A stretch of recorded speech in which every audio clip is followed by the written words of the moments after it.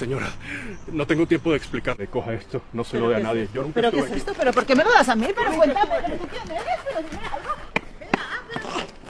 Venga, ¿estás bien? Sí, sí.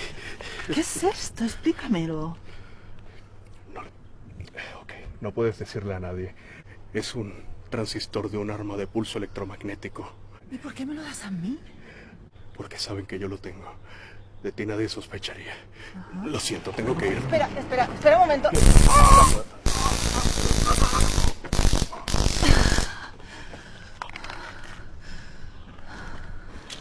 Sujeto neutralizado. Dispositivo asegurado. Espero refuerzos.